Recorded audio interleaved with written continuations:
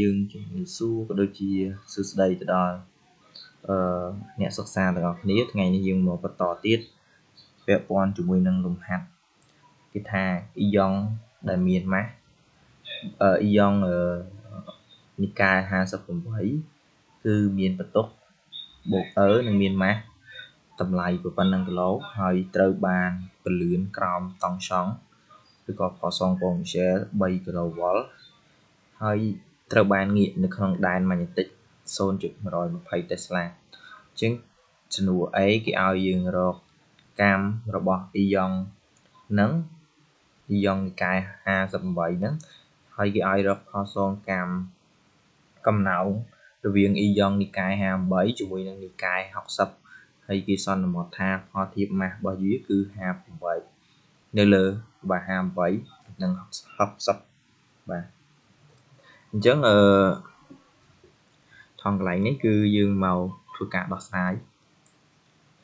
បាទអញ្ចឹង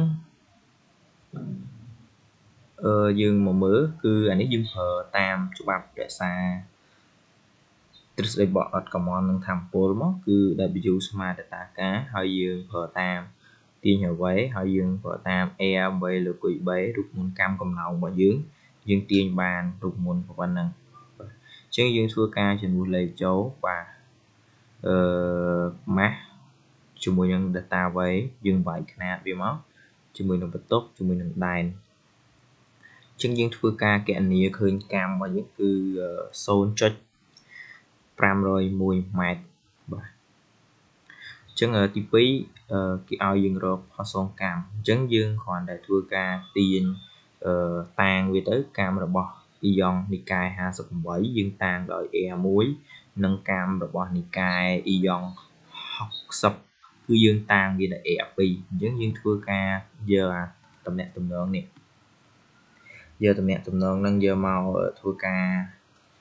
ប្រៀបធៀបវាអានេះគឺយើងតាង A របស់យើងគឺ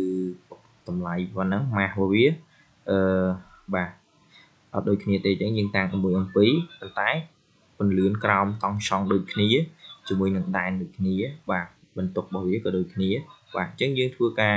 តាំងនេះជា Air 2មួយទៀតមកនិង Air 1 Air 2យើងធ្វើការផលធៀបវាមកអញ្ចឹងផលធៀបរបស់វាគឺនិកាយ58ធៀបជាមួយនឹងនិកាយ60គឺ50ធៀបជាមួយនឹង60អញ្ចឹងយើងធៀបអានេះ60លើ58វិញដោយសារតែនិកាយ60គឺយើងតាំងវាដល់ M2 បាទអញ្ចឹងយើងធ្វើការប្រៀបធៀបវាមកយើងទាញបានតម្លៃ Air 2នៅលើ Air 1ស្មើជាមួយនឹង 1.017 បាទអញ្ចឹង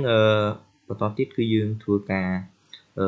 ប្រើលទ្ធផល Air 2ដែលយើងទាញបានទាញរកលទ្ធផល Air 2ហ្នឹងគឺមានយើងទាញរក Air 2គឺស្មើជាមួយនឹង0.17 គុណជាមួយនឹង 1.017 គុណជាមួយនឹង Air 1 0.511 ម៉ែត្រអញ្ចឹងយើងធ្វើការគណនាមកបានតម្លៃរបស់យើងគឺ 0.510 ម៉ែត្រអញ្ចឹងផលសងកម្មកំណោង orbital របស់យើងហ្នឹងគឺ Air 2ដល់ Air 1យើងបានតម្លៃ 0.010 ដកជាមួយនឹង 0.01 អញ្ចឹងយើងប្រហែលបាន9មីលី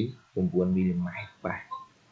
បាទអញ្ចឹងកលឹះនៅក្នុងលំហាត់ហ្នឹងគឺយើងប្រើតាក់ទងជាមួយនឹងរូបមន្តទីមួយគឺរូបមន្តនេះគឺទ្រឹស្ដីបត់កំមនឹងធម្មពលបាទនេះគឺយើងយកបន្ទុកគុណជាមួយនឹងផលសងប៉ូតង់សែលឬក៏តង់សង់ហ្នឹងហើយធម្មពលស៊ីនតិចមានថាវាផ្លាស់ទីវាមានធម្មពលស៊ីនតិច1លើ2 m3 ការ៉េ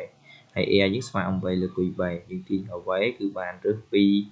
គុយ delta v នៅលើ m បន្ទាប់មកយើងយក v ហ្នឹងមកជំនួសចូលនៅក្នុងរូបមន្ត air នេះមកយើងទាញបានប៉ុណ្ណេះបាទអញ្ចឹងនៅក្នុងលំហាត់ហ្នឹងគឺមានតែប៉ុណ្្នឹង